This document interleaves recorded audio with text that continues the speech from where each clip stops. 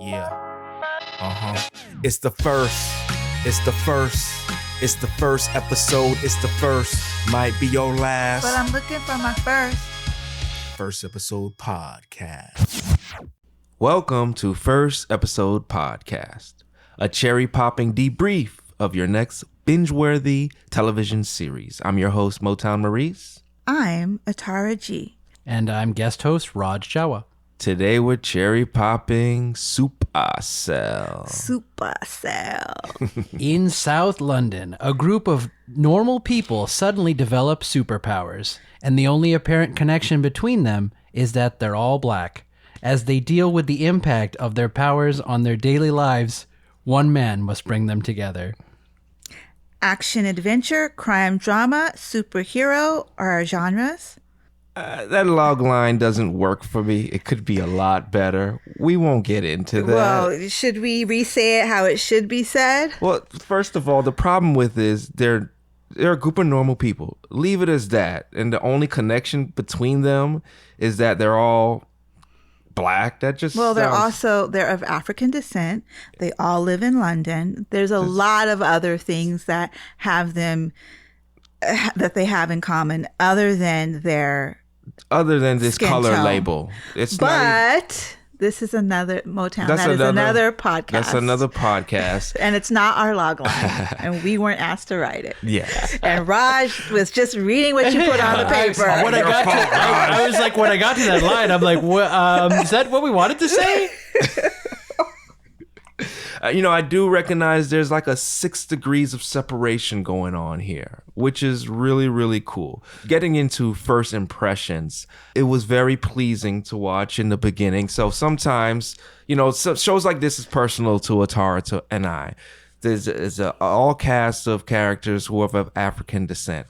A lot of times, Hollywood, these studios, when they gather us together, there's all kinds of like turmoil and personal trauma and death and drugs, all kinds of nonsense, a narrative that I'm just sick of. But I really enjoyed seeing the beautiful couple in the beginning, charm each other, smiling, just being normal people, as that first line eloquently said.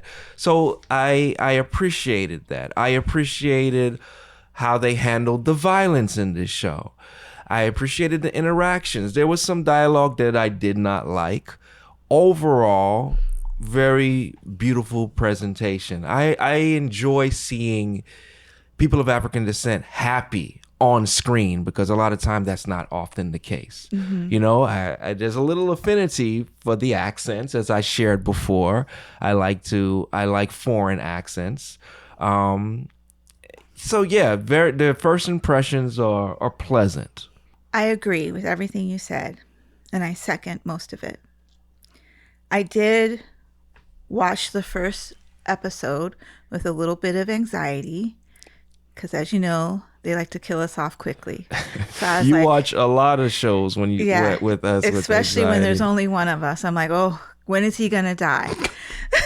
It's funny, but also disappointing. It's true at the same time. But because there were so many of us, I was like, okay, most of us are probably gonna live, and I could relax a little bit. Yeah. Except when we got to the episode, the part where they were trying to tax him for delivering the package to the apartment building. You thought that was it. I was like, oh my gosh. No, I knew that wasn't it. But then I was like, it doesn't make sense for the storyline. So, it does seem like I'm going to be able to relax a little bit and just watch the show without having to anticipate who's going to die. Yeah. Things are going to happen in the show, but I think that it won't be, we're killing off the character of African descent. It'll just be characters are dying. Yeah. Basically what you're saying is you had to deprogram yourself from what you're used to to embrace this world, which is beautiful. Yeah, it's a beautiful world. There's a lot of shows I don't watch because of that reason, but I loved watching the young lady walk down the street and the guy in the car roll up and try to talk to her, and they get out and it's actually her man, and she gets in the car and she's so excited, and it's like that's a normal day every day action for all of us. And we should get to see that celebrated on screen for people of all ethnicities. Absolutely. Absolutely. I mean, my first impressions were a little different, but it was more of the a technical thing, or I don't know if it's whatever word. Just the sheer number of characters and thus plot lines. There are at least 4 or 5 different plot lines, and maybe as the story develops, those kind of normal lives will become less important as the reveal at the end of that episode maybe starts to take over their existences. But yeah, following that many characters and their either their significant others, their children, whatever, I'm like, oh my goodness. I watched the show actually 3 times before we came in to do this episode, just so I could make sure I had a theme, because while I typically try to find deeper themes that are very meaningful to me, I really struggled with this one and only kind of came up with themes that felt very surface level. And I think that's kind of my lack of the historical and cultural context that is not spoken overtly in the show, but obviously is quite clearly there and analogized. Oh, honey, I picked these themes up so quick. Boom, boom, boom. They were coming at me. A lot of them are very culturally specific to people of African descent. They're things that we talk about in our insular communities. So I think maybe that's why others don't pick them up so quickly. But that's okay. And that's another reason why this show is so important, because it can also create conversation amongst all types of people. Mm-hmm. Sure. There is more to meets the eye with this show. Absolutely. Oh, yes. There is, and Atara the expert is going to break it down quite eloquently. I don't know if it'll be eloquent. It may be passionate. Passionate. But not eloquent. Yeah. It's okay. You want to start off with your theme, Atara? So like I said, I found there to be a lot of themes that were cultural specific. One of them, I think a big one that many of us maybe picked up really quickly, was medical exploitation, because to me, it seemed pretty evident fairly early on that the folks we saw in the, glass cages. Prison facility. Yeah. Prison facility were there because they had sickle cell. Mm-hmm. And they were being studied. I picked that up really quickly.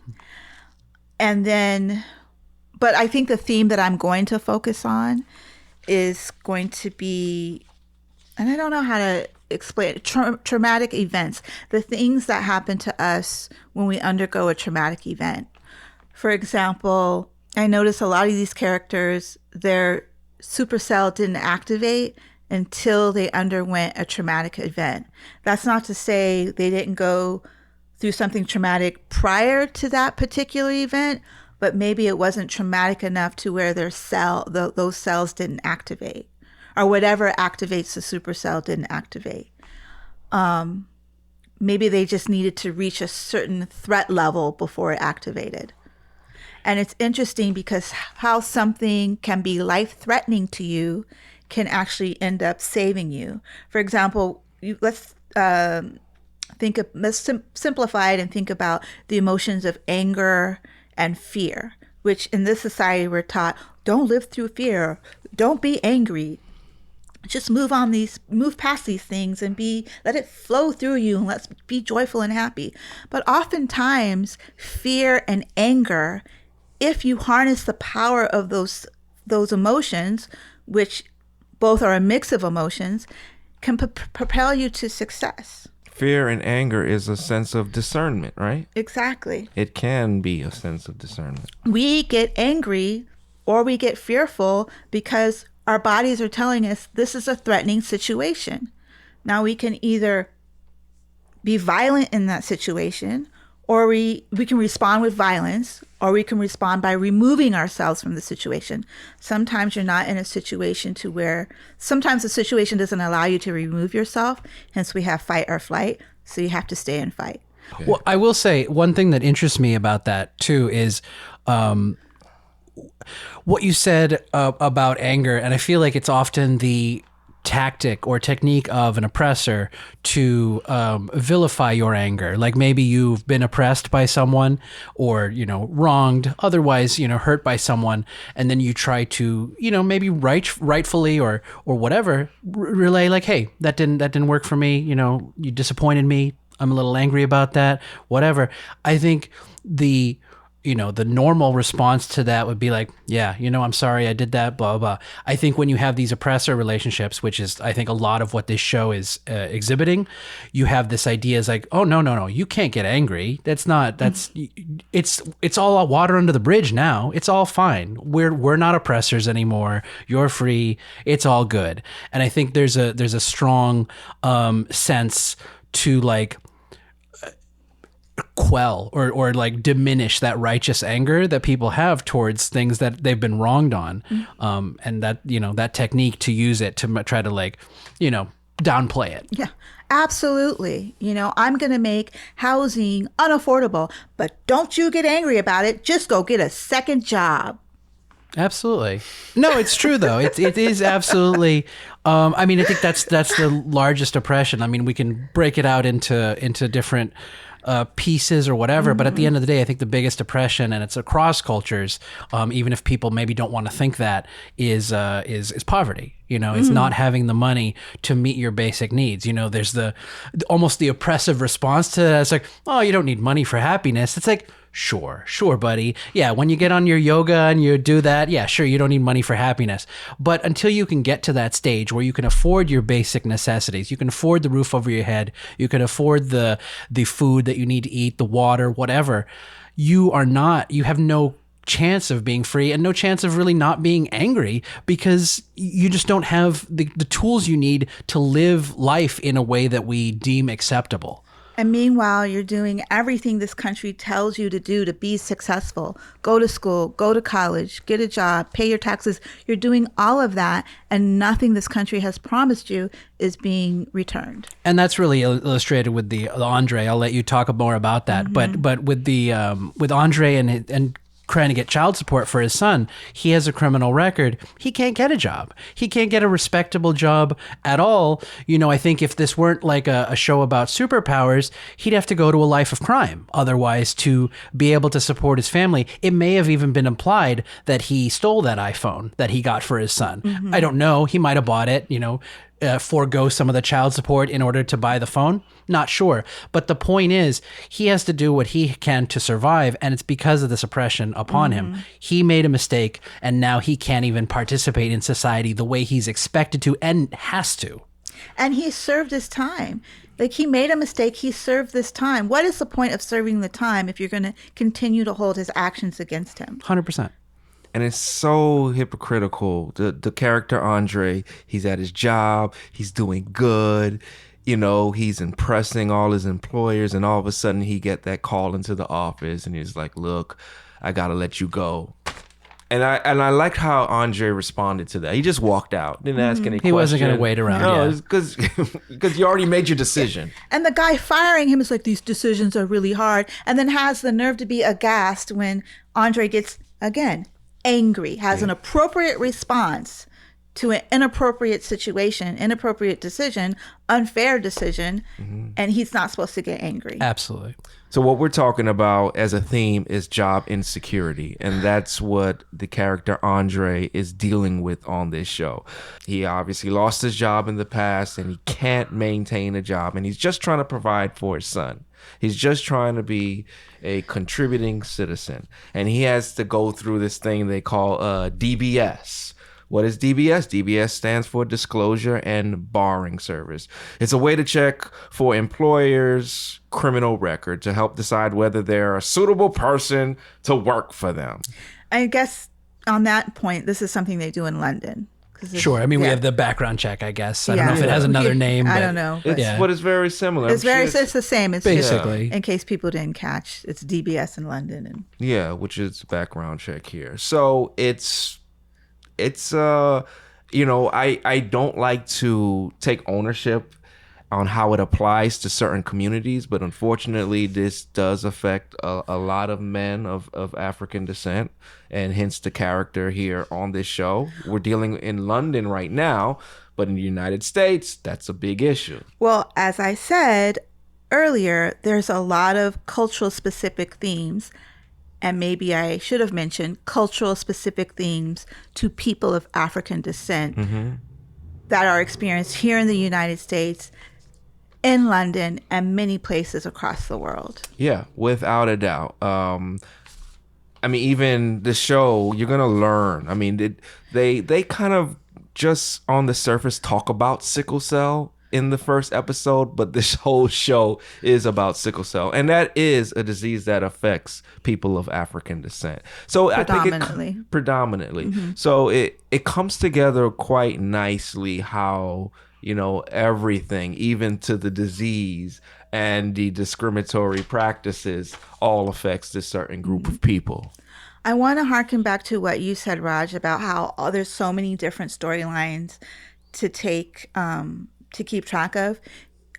This is really smart storytelling and very smart filmmaking. If you notice throughout the first episode, all our characters, who to us are still separate storylines, they cross each other. Every single one crosses each other at some point. Taser's in the hospital where the nurse is. His boys are coming out of his room and we see the nurse behind him. The guy who's going to see his mom is excuse me. The guy who's going to see his mom is also in the same hospital. So everybody is crossing each other at some point. And that also helped me realize this has to be related to sickle cell. Yeah, hence what I said earlier, 6 degrees of separation observation. And when you see how the episode ending, like something is forming here. That makes a lot of sense. I like I said, I struggled with themes, but I think the one that kind of stood out to me as one of the more universal ones was surveillance. I mean, obviously in the prison facility where Taser's mom is, you have the cameras there watching everybody.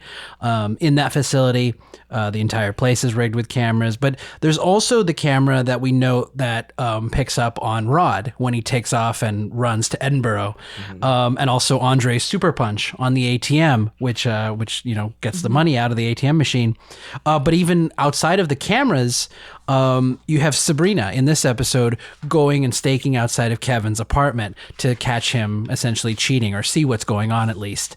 So surveillance definitely seemed like a strong theme in this episode to me. But one thing that you mentioned, especially with the cameras, that I thought was really interesting was the cameras specifically activated at these superpower or sickle cell moments, which I thought was really interesting. And again, not having the context, I did not pick up on that, but that makes a lot of sense. It's obviously if they're tied into whatever this facility is, they're watching these people of extraordinary ability.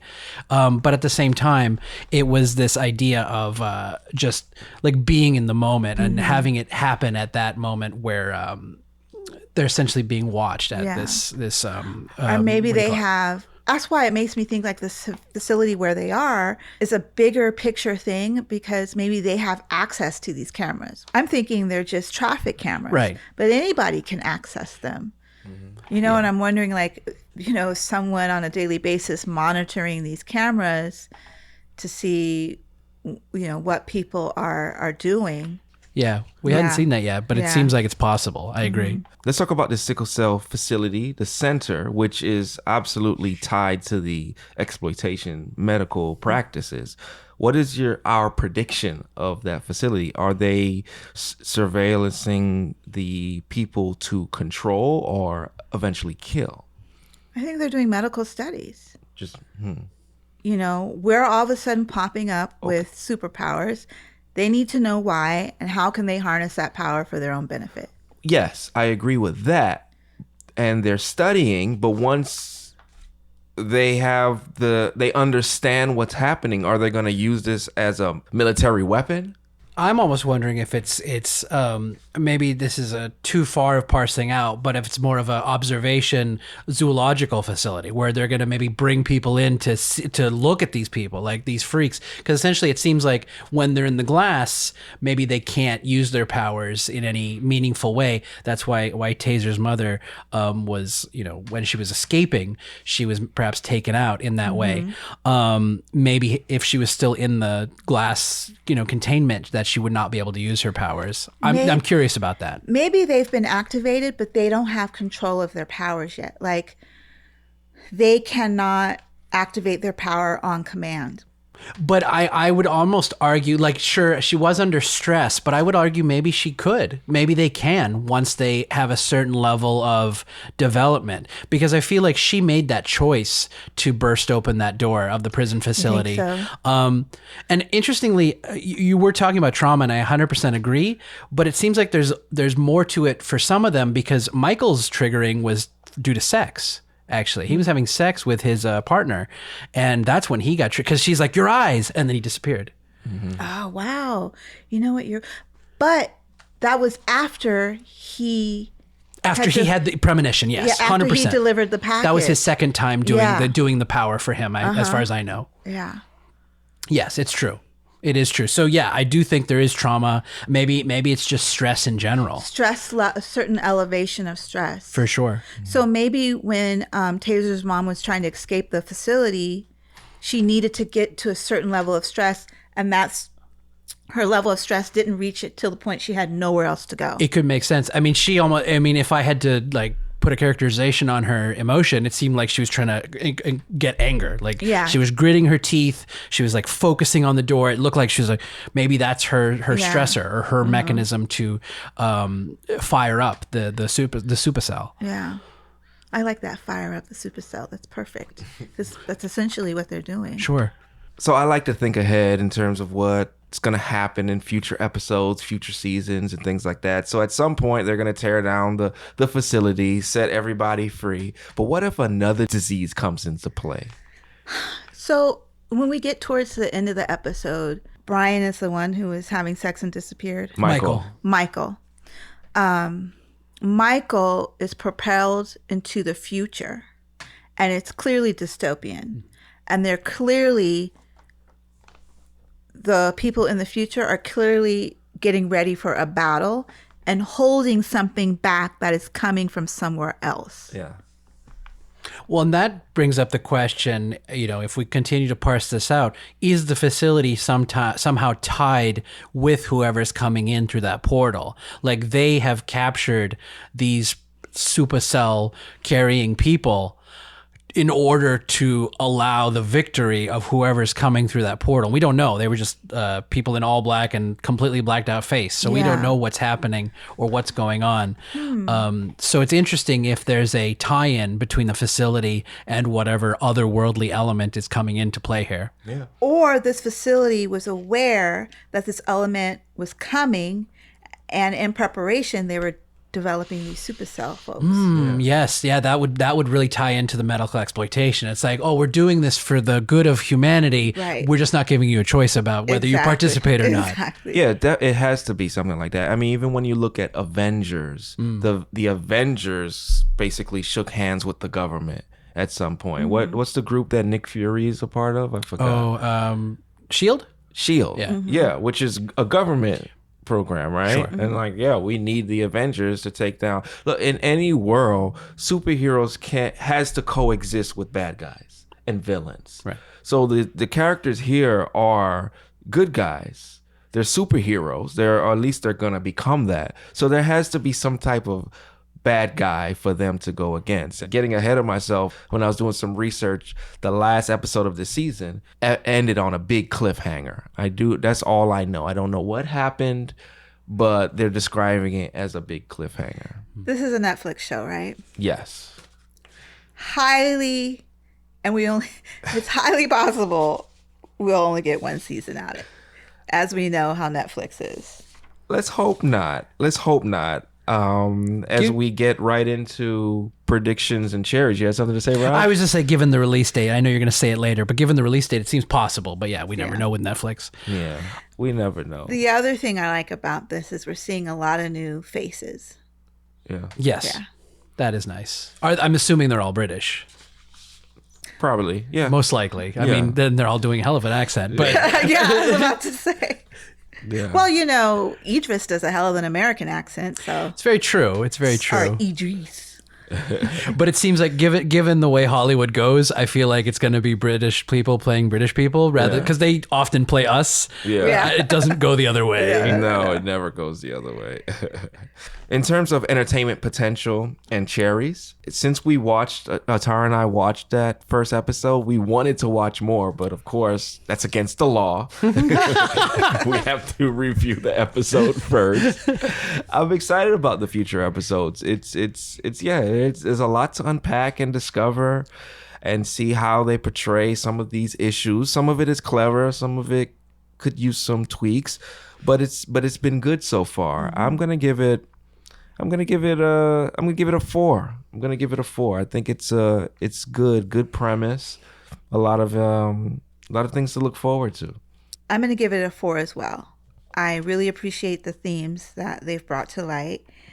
And it's totally a universe I can get into. I love dystopia, and I love superheroes, and I love folks walking around in black capes and black coats and big boots and stuff like that. So I could get into this universe. I'm excited about the characters. I'm excited about the actors that we're seeing. I feel good about this show. Mm-hmm. Yeah. And even if Netflix only gives us 1 season, I'll still feel good about it. We haven't seen the last episode yet, the finale yet. So let's hold that thought. Well, Netflix does that all the time. They give us a cliffhanger and then it's like, oh, canceled. Make up your own season 2 and 3. Yeah. I predict Raj is going to give this 1 cherry because there's just too many damn characters to follow.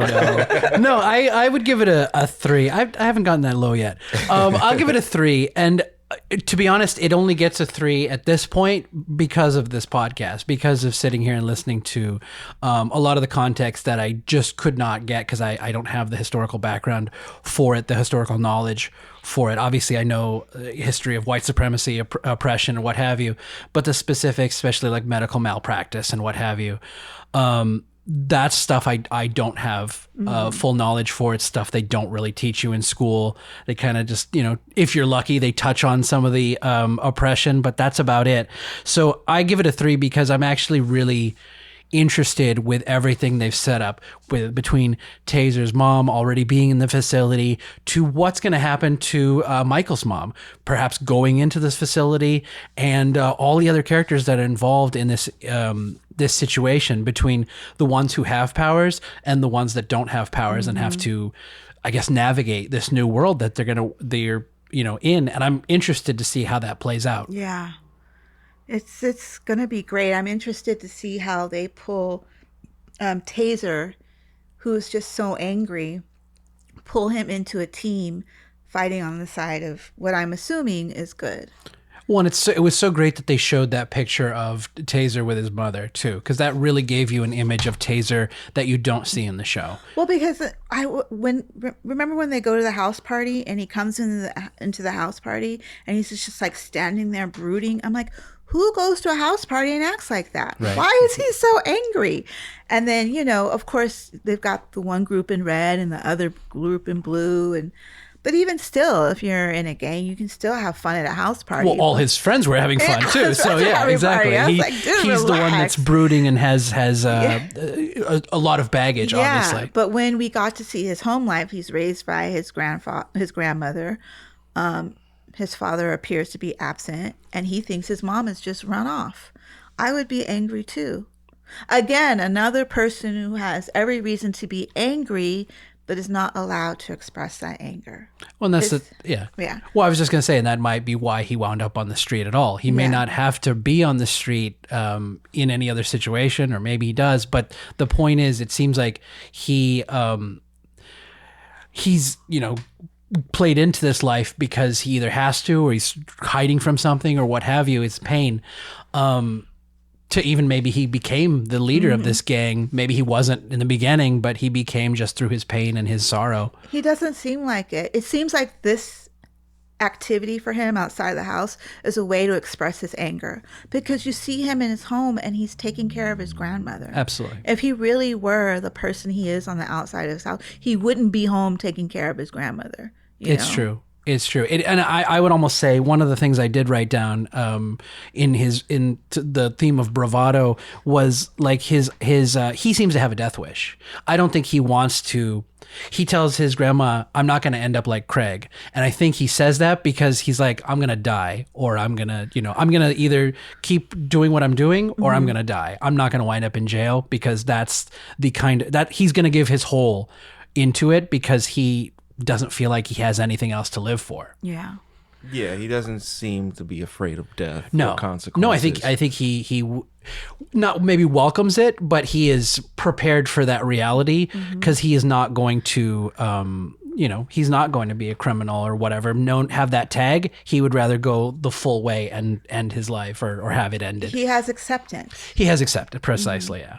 I think Taser is a character to watch. I think he has the potential to really develop into a very interesting, fun character. I hope we get to see him smile by the end of the season. And I hope he has that type of character arc. He's like brooding and angry, but then he becomes joyful later on. Speaking of smiles, there is a lot of eye candy in this show. I mean, good grief.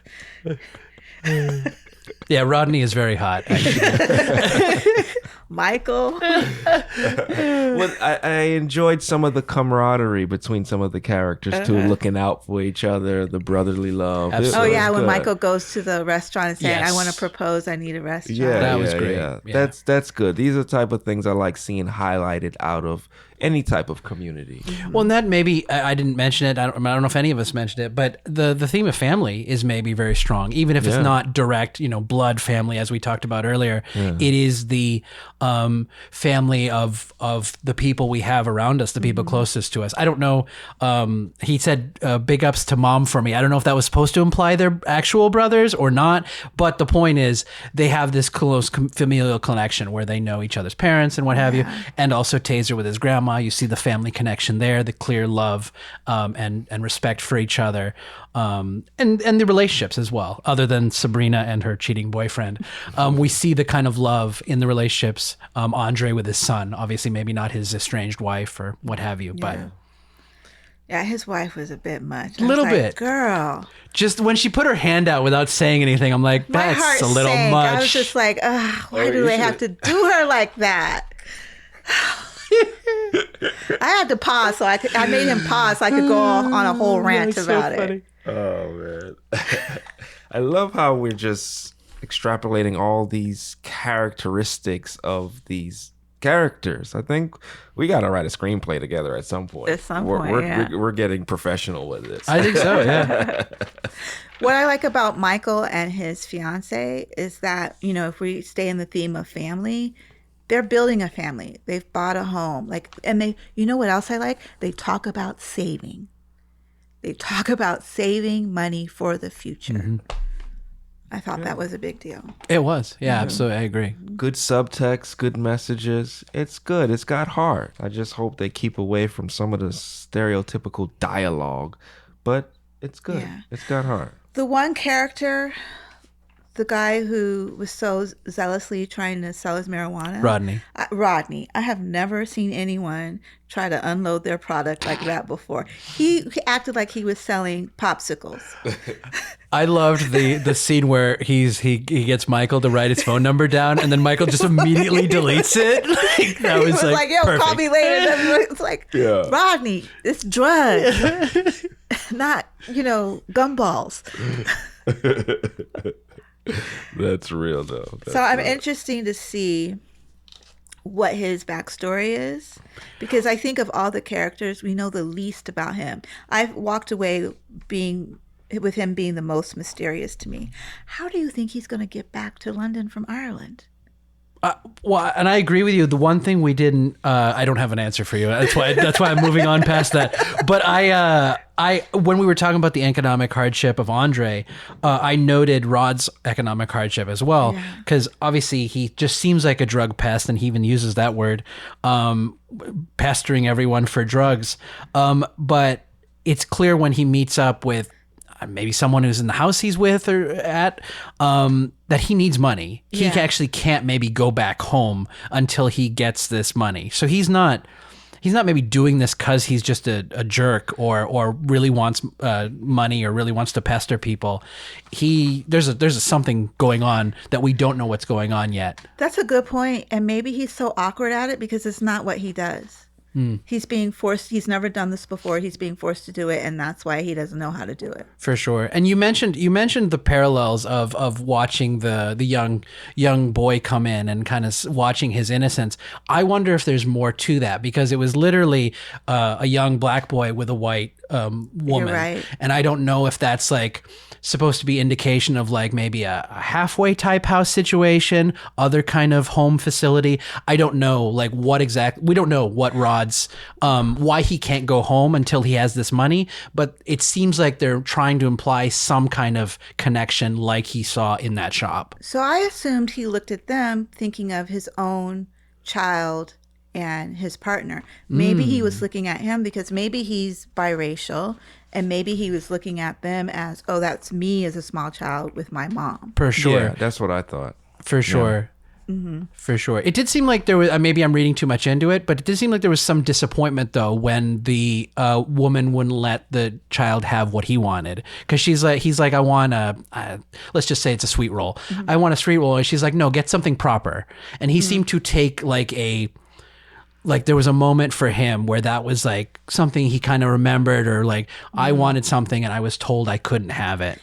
And again, that plays into poverty, and again into a cultural specific theme where people who grow up in poverty, children who grow up in poverty, are often told by their parents, you can't have it. You know, makes sense. Yeah, there's a lot of potential parallels. There's so much to unpack. One, without knowing more about him, it's hard to. We can just pick theories all day and not know which way it's going to go. Yeah. That's another reason why this is such a good show, because look at the conversation. We have 3 people here from different backgrounds, and look at the conversation. Only the first episode of the show has brought up. Absolutely.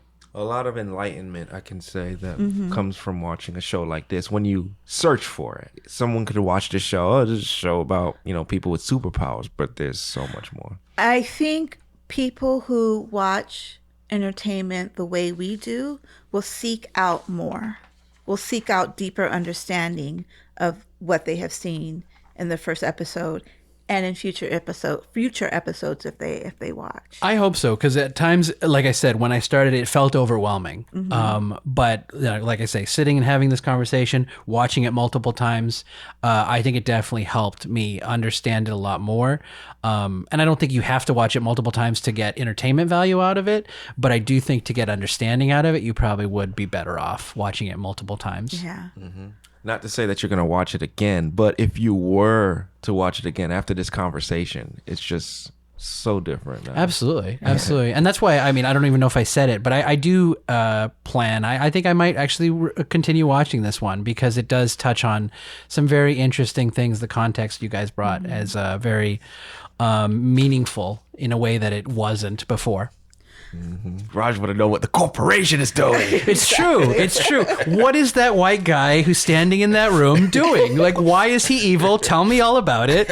No, I know the answer, but I'll let you figure it out.